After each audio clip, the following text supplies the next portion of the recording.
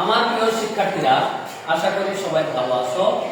আমি আজকে তোমাদের জন্য পদার্থবিজ্ঞানের একটি গুরুত্বপূর্ণ অঙ্ক নিয়ে আলোচনা করব, যেটি দশম শ্রেণীর পঞ্চম অধ্যায়ে রয়েছে এবং নবম শ্রেণীর প্রথম অধ্যায়ে রয়েছে।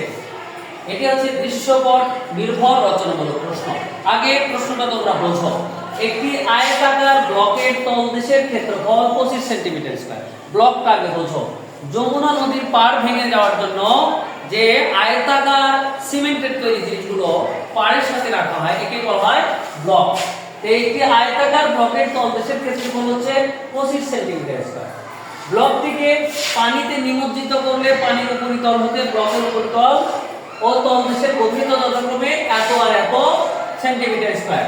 পানির ঘনত্ব 1000। আমি এই চিত্রটা দেখাচ্ছি। দেখো, এই যে চিত্রটা, এখানে পানি আছে, পানির ভিতরে একটি ব্লক রাখা আছে। এই ব্লকটা একটি আয়তাকার ব্লক। এই ব্লকের তলদেশের ক্ষেত্রফল 25 সেন্টিমিটার স্কয়ার।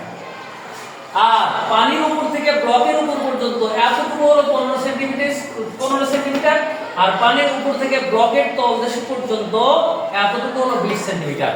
তাহলে বোঝা গেল ব্লকের উচ্চতা হবে, এই 20 থেকে 15 বাদ দিলে উচ্চতা থাকলো 5 সেন্টিমিটার।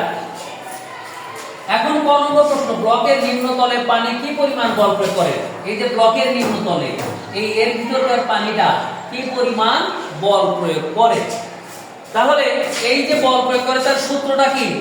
F সমান AH ρ g। এটা হচ্ছে আমাদের সূত্র। তাহলে F সমান AH ρ g, F এর মান বের করতে বলেছে। তাহলে A এর মান, H এর মান, ρ এর মান আর g এর মান লাগবে। নিশ্চয়ই এই মানগুলো উদ্দীপকে দেওয়া আছে। দেখা যাক। প্রথমে দেওয়া আছে ব্লকের তলদেশের ক্ষেত্রফল 25 সেন্টিমিটার স্কয়ার। এই যে A সমান 25 সেন্টিমিটার স্কয়ার। এই সেন্টিমিটার স্কয়ারকে মিটার স্কয়ারে নিয়ে আসতে হবে।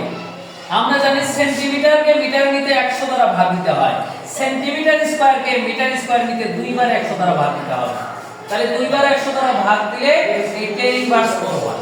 তাহলে 25 * 10 ইনভার্স 4 মিটার স্কয়ার। এবার ব্লকের তলদেশের গভীরতা কত দেওয়া আছে? 20 সেন্টিমিটার। এটাকে মিটার করে নিলাম, 100 দ্বারা ভাগ দিলে 20 * 10 ইনভার্স 2 মিটার। এরপরে পানির ঘনত্ব 1000 দেওয়া আছে, অভিকর্ষ ত্বরণ 9.8 দেওয়া আছে। সরাসরি আমরা সূত্রটা F সমান AH ρ g, এই সূত্রের উপরের মানগুলো বসিয়ে দিলে সোজাসুজি মান বের হয়ে গেল 4.9 নিউটন। অঙ্কটাতে কোনো ঝামেলা নেই। চলে যাব খ নম্বর প্রশ্নে। দৃশ্যপটে ব্লকটি দ্বারা অপসারিত তরলের ওজন নির্ণয় করো। তাহলে দুইটা জিনিস বের করতে হবে। একটা হচ্ছে অপসারিত তরলের ওজন, আর একটা হচ্ছে তরলের প্রবণতা। মজার ব্যাপার হচ্ছে অপসারিত তরলের ওজন আর তরলের প্রবণতা দুইটার একই সূত্র, একই জিনিস।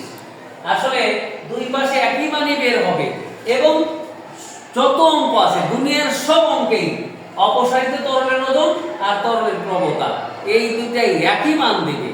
খুবই মজার অঙ্ক, অবশ্যই সমান হবে। তাহলে আমাদের এই তরলের প্রবণতার জন্য লাগতেছে F সমান AH2 - H1 ρ g, আর অপসারিত তরলের ওজনের জন্য লাগতেছে W সমান V ρ g। তাহলে A এর মান তো দেওয়াই আছে, আমরা আগে ক নম্বরে বের করেছি। এরপরে H2 - H1, আমি আগেই বলেছি H2 হচ্ছে ব্লকের তলদেশের গভীরতা, H1 হচ্ছে উপরের গভীরতা। তাহলে 20 থেকে 15 বাদ দিলে থাকে 5, এই যে 5। আর পানির ঘনত্ব আর অভিকর্ষ ত্বরণ তো এই যে 1000 আর 9.8 আছে। এই মানগুলো শুধু এখানে বসিয়ে দিলেই তরলের প্রবণতা বের হয়ে গেল 1.225 নিউটন। এবার ব্লকের আয়তন আবার বের করে নিব। তরলের ওজন বের করার জন্য ব্লকের আয়তনটা বের করে নিব।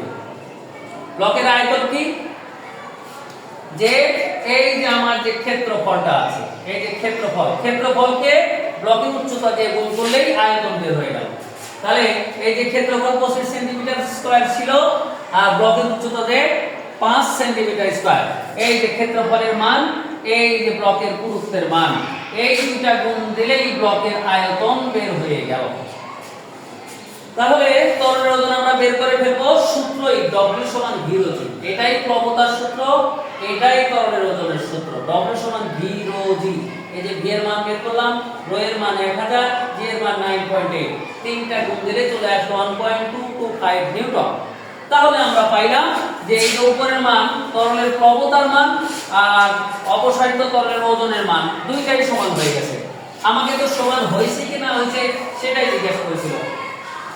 প্রিয় শিক্ষার্থীরা, আশা করি তোমরা অঙ্কটা ভালোভাবে বুঝেছো। তোমরা অঙ্কটা টেনে টেনে করবে, এটা এসএসসি পরীক্ষার জন্য গুরুত্বপূর্ণ এবং যারা নবম শ্রেণীতে পড়ছো তাদের ফাইনাল পরীক্ষার জন্য এই অঙ্কটাও খুবই গুরুত্বপূর্ণ। আশা করি সবাই ভালো থাকবে, সবাই অঙ্কটা ভালোভাবে করবে। কয়েকবার ভিডিওটা টেনে টেনে দেখলেই তোমরা অঙ্কটার মর্মার্থ বুঝতে পারবে। সবাই ভালো থাকো, আল্লাহ হাফেজ।